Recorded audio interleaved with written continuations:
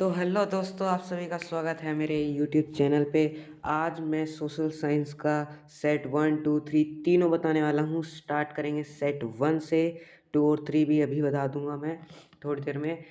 तो social science का paper अभी हम पूरा मैं आपको बताने वाला हूँ क्या क्या किसका आंसर था। तो स्टार्ट करते हैं सेक्शन ए से। पहला क्वेश्चन है, read the following facts related to Napoleon code carefully and choose the correct option. यानी अपन को करेक्ट करेक्ट बताना है कौन कौन से थे। तो इसका आंसर होगा A option. Only first second third are the correct, fourth correct नहीं है। Second question, for which of the following market were cotton and sugar primarily exported from America in the 18th century। इसका answer आपका option B होगा, for European market. Question number 3, in early years of 19th century the production of which of the following food items brought about a fundamental change in the lives of poor people of Europe. इसका answer option B potato होगा। Great Irish famine जो आया था वो potato की वजह से आया था। Question number 4, identify the appropriate reason for the slow growth of English language press during the 18th century from the following option. इसमें आपका करेक्ट ऑप्शन होगा option number C, increase in the demand for the religion press in the market. ये इसका आपका correct answer होगा। Option ये question number 5, इसमें मैं आपको डायरेक्ट आंसर बता दे रहा हूँ। इसके अंदर ये पूरा पढ़ना था, इन चारों में से आपको बताने थे कौन सा करेक्ट है कौन सा नहीं है। तो इसमें ऑप्शन ए आपका आएगा, only first third and fourth. Second इसके अंदर गलत हो जाएगी। Sixth question, choose the correctly matched pair.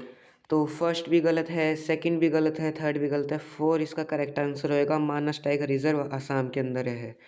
Question number 7, an artificial lake build in the 11th century for water conservation is Bhopal lake. Book के अंदर साफ साफ ये लिखा हुआ है, सीधी सीधी लाइन सेम का सेम उठ के आ गया। Question number 8, match the following है। इसमें आपका ऑप्शन नंबर सी आ जाएगा। ए में थर्ड आएगा नर्मदा, बी में फोर्थ, सी में सेकंड और डी में फर्स्ट।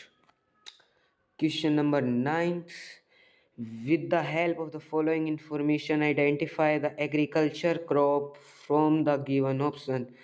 तो इसको क्या है, 200 सेंटीमीटर से ज़्यादा रेनफॉल चाहिए, टेम्परेचर चाहिए 25 डिग्री से ज़्यादा, रॉ मटेरियल की तरह यूज़ होता है और ये इक्विलेटरल रीजन पे ज़्यादा एक प्राइमरीली क्रॉप है। ये इसको हिंट दे दिया गया है। तो इसमें ऑप्शन नंबर आपका बी करेक्ट होगा। क्वेश्चन नंबर 10, असर्शन रीजन का है। असर्शन क्या है, सर्टेन मिनरल्स में occur as alluvium deposits in the sense of valley floor and the basin of hills. एकदम सही है। और reason, they are usually minerals and they are not corroded by water, ये भी एकदम सही है। इसका मतलब आपका ऑप्शन नंबर ए आ जाएगा। A and R both true and R is the correct option of A. Question number 11, match the following करना है वापस। इसमें आपका ऑप्शन सी आ जाएगा। ए में 4, बी में फर्स्ट, सी में सेकंड एंड डी में थर्ड आ जाएगा। Question number 12, choose the correct option to fill in the blank। The Belgium leader took a different path than Sri Lanka। They recognize the existence of regional differences and cultural diversity। Option C इसमें correct answer होगा। Question number 13, choose the correct option related to concurrent list of Indian Constitution। ये question है, तो इसमें आपका first option गलत है, second भी गलत है। ऑप्शन नंबर डी इसका करेक्ट आंसर होगा, education forest and marriage. Question number 14, which of the following statement are correct related to the role of political party in India. इसमें ऑप्शन नंबर बी आपका correct होगा, first second fourth are correct, second option इसके अंदर गलत है। Question number 15, which one of the following has a high human development index. आगे थोड़ा cut गया है वो। इनके अंदर से कौन है, देखो पाकिस्तान तो बिल्कुल भी नहीं हो सकता, ना म्यांमार हो सकता, तो क्या तो इंडिया होगा या नेपाल। तो इसमें से इंडिया का करेक्ट आंसर होगा, नेपाल भी नहीं होगा। Question number 16, rakhi has done an economic survey of her area. The survey has revealed that people earn their livelihood by doing jobs. The table prepared by Raki for this, study the carefully and answer the following question. How many workers? देखो ऐसे जो question आते हैं उसमें ये चीज़ पढ़ने की कोई ज़रूरत नहीं होती, सीधा आपने ये पढ़ो, इसमें से आंसर देखो, सीधा आंसर करो, टाइम बचता है। तो how many people are working in the unorganised sector, तो अनऑर्गेनाइज सेक्टर में बताना है तो फार्मर्स वर्किंग इस फील्ड, पहला तो ये हो जाएगा यानी 250 प्लस। फिर हैंडलूम वीवर्स इन और हर हाउस, ये भी अनऑर्गेनाइज्ड में आते हैं। कितना हो गया 320, बस इतना ही हो गया, यानी option C is the correct answer, 320 is the answer. Question number 17 में बताना है कि ये जो ड्राइंग आपको दिख रही है, जो कार्स को लेके जा रहे हैं, तो ये कौन सा सेक्टर है, तो टर्शरी सेक्टर है। ठीक है, क्योंकि जब कार बनी है वो तो हो गया सेकेंडरी सेक्टर, और जब ये लेके जा रहे हैं, ट्रांसपोर्ट हो रहा है इनका, वो टर्शरी सेक्टर होगा, यानी option number C is the correct answer.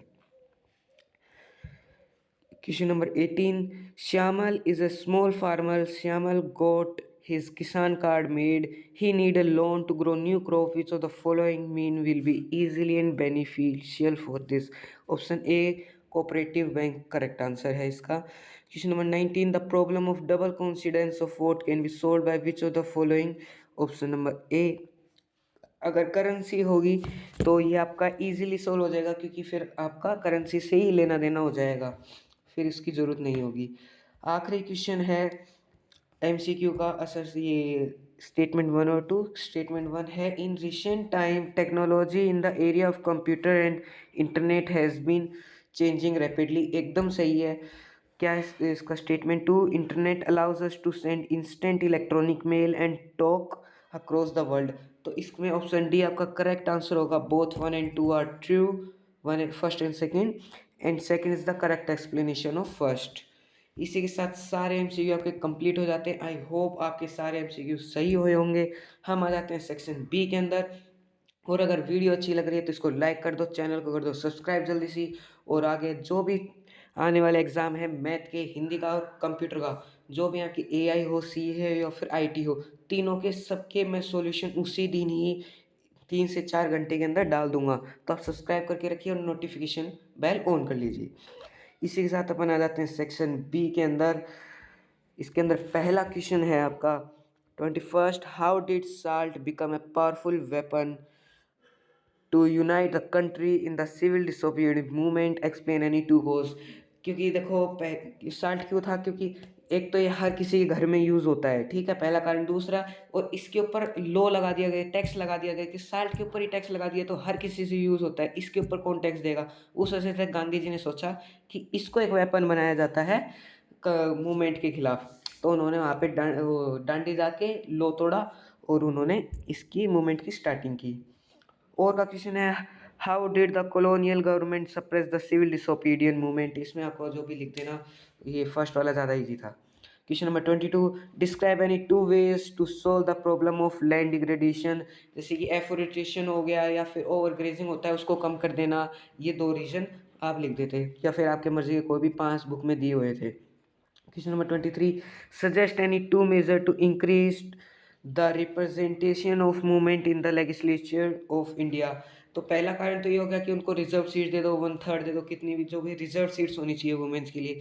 Second, जो लोकल लेवल है उन पे उनका मतलब उनको सपोर्ट किया जाना चाहिए, लोकल लेवल के ऊपर उनका पार्टिसिपेशन देखना चाहना मतलब चाहिए कि अच्छे तरीके से सबका पार्टिसिपेशन हो रहा है नहीं हो रहा है, ये इसका आंसर होता है। 24, why did liberalisation promote the process, how did process of globalisation in India, कि लिबरलाइजेशन मतलब कैसे प्रमोट कर रही है ग्लोबलाइजेशन को इंडिया के अंदर, वो आपको बताना था।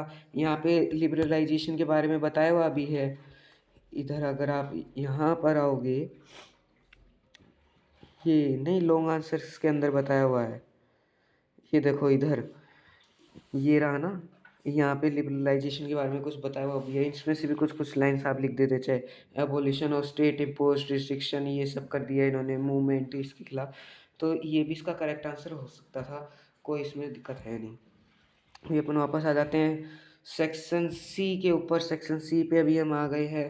Question number 25, analyse 3 main impact of non cooperation movement in economic front. पहला तो जो ब्रिटिश की क्लोथिंग थी वो एकदम से गिर गई, सेकंड, जो इंडिया के जो जितनी भी इंडस्ट्री थी वो बहुत ज़्यादा प्रमोट हुई है, मतलब बहुत ऊपर तक पहुँच गई, नीचे से ऊपर हो गई सीधी, लो टू हाई। और 3 बताने हैं क्या? तीसरा मतलब कि सब शॉप वगैरह बंद हो गई थी, लिकर शॉप बंद कर दी गई थी, तो बहुत ज़्यादा घाटा हो गया था और ब्रिटिशर्स भी बहुत डाउनफॉल में चले गए थे। इसी के साथ क्वेश्चन नंबर 26, सॉरी इसका बी पार्ट है, how why did the non cooperation movement start slowing down in the cities? Slow क्यों हो गया था? क्योंकि जितने भी लॉयर्स थे, टीचर्स थे, उन सब ने वापस अपने वर्क पे जाना स्टार्ट कर दिया था, क्योंकि वो कब तक बैठे रहेंगे भाई घर पे, उनको भी तो पैसे कमाने हैं। सेकंड है कि जो खादी था वो बहुत ज़्यादा एक्सपेंसिव था देन किसके किसके बदले, जो ब्रिटिशर्स के क्लोथ्स वगैरह थे, जो विदेशी क्लोथ थे, उनके बजाय जो खादी था वो बहुत एक्सपेंसिव था।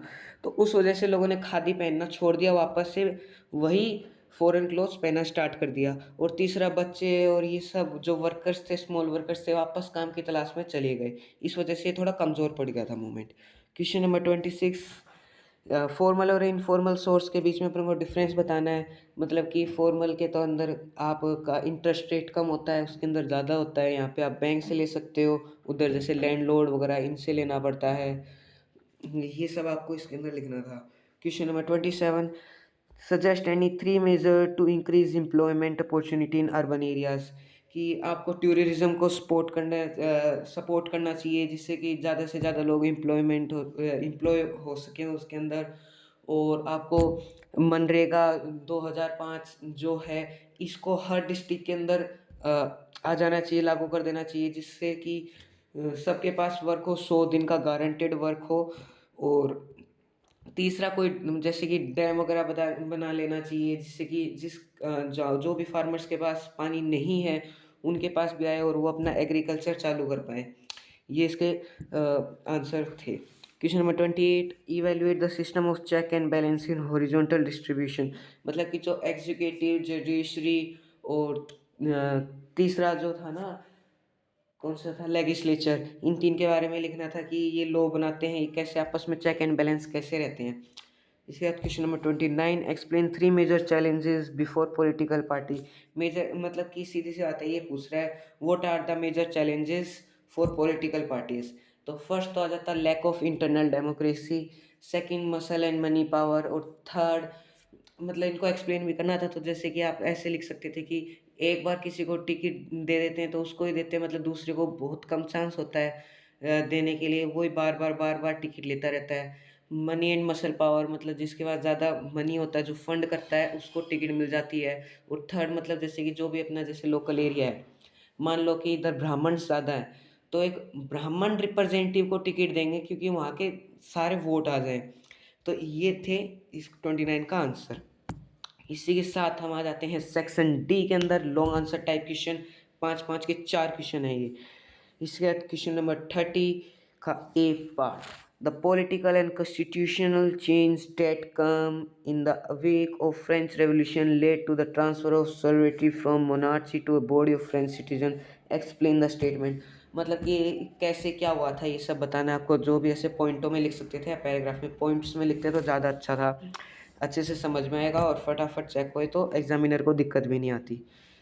और 31st क्वेश्चन है, इसके अंदर आपको मतलब ये दो दिए हुए हैं और के अंदर फ्लो चार्ट्स बना दिए गए हैं। इसके अंदर तो आपको यहाँ पे टेक्सटाइल इंडस्ट्री का जो था ना, कॉटन वाला या फिर ये जो भी है, उसके बारे में आपको सब बताना था, कैसे क्या होता है, यहाँ से ये होता है। और इसके अंदर की स्टील कैसे बनता है वो बताने की, रॉ मटेरियल चाहिए रहता है, आयरन वगैरह चाहिए रहता है। आयरन को ब्लास्ट फर्नेस के अंदर करते हैं लाइमस्टोन की मदद से, जब ये पिग आयरन बनता है, ये सब बताना था आपको। फिर उनको शेपिंग दी जाती है, जैसे कोई यूटेंसिल बना देते हैं, डोर्स बना देते हैं, जो भी स्टील का आइटम वगैरह बनाने होते हैं वो सब कर देते हैं।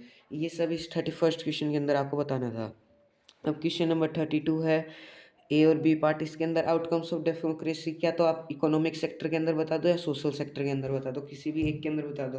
मतलब कोई भी 5 पॉइंट लिखने थे, 4 या 5 पॉइंट लिखने थे, वो इसके अंदर करना था आपको। इसी के साथ हम आ गए क्वेश्चन नंबर 33 पे, analyse the social and economic goals of development. Development के गोल बताने थे, इकोनॉमिक और सोशल कौन कौन से थे, ये तो साफ साफ बुक में दिया हुआ है, क्वेश्चन भी है एनसीईआरटी के अंदर, ऐसा तो सैम्पल पेपर में भी थे ऐसे क्वेश्चन।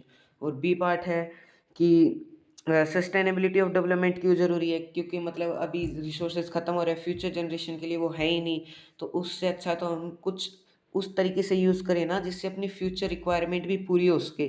जैसे कि कोल है, वाटर है, और जो भी ऑयल के जो भी हैं ये फील्ड वगैरह, ये सब बहुत जल्दी ख़त्म हो रहे हैं, क्रूड ऑयल वगैरह। तो अपन को इसको एक अच्छे मैनर से रूल एंड रेगुलेशन के साथ यूज़ करना चाहिए। इसलिए सस्टेनेबिलिटी ऑफ डेवलपमेंट ज़रूरी है। कोई भी रीज़न दे देते ना, जैसे जैसे कि क्रूड ऑयल का ही दे देते कि 50 साल के अंदर अब वो ख़त्म होने वाला है, ऐसे। और अब है सेक्शन ई। इसके अंदर पूरे केस बेस्ड स्टडी क्वेश्चन थे, 4 नंबर के 3 क्वेश्चन थे आपके, ठीक है। तो क्वेश्चन नंबर 34 है। इसके अंदर अब मतलब आपको ये print culture and modern world से आया हुआ है, ये पढ़ने का ज़रूरत नहीं है। सीधा इसके अंदर आते हैं क्वेश्चंस के अंदर। फर्स्ट वाला क्या कह रहा है कि क्या कंट्रीब्यूशन था गुटेनबर्ग का, क्योंकि उसने फर्स्ट प्रिंटिंग प्रेस बनाई थी, जिससे कि प्रिंटिंग बहुत जल्दी होने लग गई थी, ये उसका कंट्रीब्यूशन था। फिर सेकंड है, how were the books border painted and illuminated, कैसे होते थे, बाय हैंड्स, ये देखो ये रहा, हाँ, बाय हैंड्स बाय आर्टिस्ट, वो हाथों से किए जाते थे आर्टिस्ट के द्वारा। और थर्ड है, describe any two benefits of the colouring of the letters, कोई भी 2 बेनिफिट बताने थे। देखो ये रहा, it added colour to the page first, और second highlights all the holy word to emphasise their significance. ये इसका आंसर हो गया। इसी के साथ क्वेश्चन नंबर 35, ये आपका आया था एग्रीकल्चर से, प्रिमिटिव सब्सिस्टेंस फार्मिंग। तो इसमें स्लैश एंड बर्न के बारे में बताया हुआ है। क्वेश्चन नंबर फर्स्ट है अपना, slash and burn system of agriculture come under which type of farming. तो ये आता था प्रिमिटिव सब्सिस्टेंस फार्मिंग के अंदर, साफ साफ हेडिंग ही ये है। सेकंड क्वेश्चन है, why is productivity low in slash and burn system, low क्यों थी, क्योंकि इसके अंदर सिर्फ अपन को सस्टेन करना था अपनी फैमिली को, सिर्फ फैमिली के लिए उगाया जाता है, सिर्फ खाने पीने के लिए, ना कि मनी के लिए। कमर्शियल उसके ऊपर नहीं उगाया जाता था, सिर्फ फैमिली नीड के लिए। क्वेश्चन मतलब थर्ड पार्ट इसका, describe any to feature of slash and burn system, कोई भी 2 फीचर बताने थे। जैसे कि पहले तो ये शिफ्टिंग था कि मतलब अभी इधर कर लिया, अभी इधर फर्टिलिटी ख़त्म हो गई तो दूसरी जगह चले गई, तो बाय नेचर उस जगह की फर्टिलिटी अपने आप आ जाएगी। सेकंड, इसमें कोई अपन को मनी वगैरह कमाना नहीं होता, सिर्फ फैमिली रिक्वायरमेंट के लिए होता है। ये 2 फीचर हैं इसके। क्वेश्चन नंबर 36, जो कि है अपना इससे, हाँ, कि स्टेट रिकॉग्नाइजेशन कमीशन, ये अपना शायद फेडरलिज्म वाले से था। हाँ, उधर ही फेडरलिज्म वाले से है ये क्वेश्चन। तो इसमें लिंग्विस्टिक स्टेट्स के बारे में बताया हुआ है, उसके ऊपर क्वेश्चन आए हैं। तो पहला है, what did Gandhi ji make promise to his followers. तो इसका आंसर आपको यहाँ पे दिया हुआ है कि Gandhi and other leaders promised their followers that when freedom come, the new nation would be based on a new set of provision, and these based on the principle of language। ये इसका answer है। Second part, how did language strengthen the unity of India, कैसे India का मतलब इन्होंने वो किया था, लैंग्वेज ने कैसे स्ट्रेंथ किया था कि मतलब देखो स्टेट के बेस पे इनको डिवाइड कर दिया गया था, तो ये इंडिया के लिए एक स्ट्रेंथ थी। और जो भी लोग थे ना वो मतलब 2 पहचान से जी रहे थे। पहला जैसे कि एक तो जैसे कि उनका इंडियन तो हो ही गया, और दूसरा वो जिस भी स्टेट में रह रहे हैं, जो भी उनकी लैंग्वेज है, वो इन 2 से रह रहे हैं एकदम आराम से, उनको कोई दिक्कत नहीं है। मतलब ये ऐसे करके इसका आंसर लिखना था। 1-1 नंबर के हैं ये दोनों, और ये 2 नंबर का है। ये mention the name of major language of Kerala, Kerala में मलयालम बोली जाती है, एंड आंध्र प्रदेश में तेलुगु बोली जाती है। ये इसका आंसर होगा। इसी के साथ जो भी अपना जो थ्योरेटिकल पार्ट था, ये सब था, ये सब खत्म हो जाते हैं। सेक्शन एफ, इसके अंदर आपका सिर्फ मैप वर्क है, और आई होप आपका बहुत अच्छा पेपर गया हो अभी तक। तो अब मैं आपको मैप वगैरह बता देता हूँ। 2 क्वेश्चन है, 37 और 38 नीचे है। अभी ये बता देता हूँ मैं आपको। इसमें जो दिया हुआ है मैप के अंदर, वो मैप अभी है नहीं, जो बच्चा था उसने अपने शीट के अंदर लगा दिया है। तो अभी क्वेश्चन पेपर पे मैप है नहीं यहाँ पे, ठीक है। तो मैं आपको ऐसे ही बता देता हूँ। जो फर्स्ट वाला है, the place where session of national congress held, इसमें कोलकाता आता। और सेकंड वाले में स्टार्ट इंडिगो प्रेजेंट, यहाँ पे चंपारण आता। तो पहले में कोलकाता, सेकंड के अंदर चंपारण। फिर ये जो है ये 37 का ये जो ए पार्ट है विजुअल लोगों के लिए, अब अभी उनको बी वाला करना है। इसमें से कोई भी 3 करने थे आपको।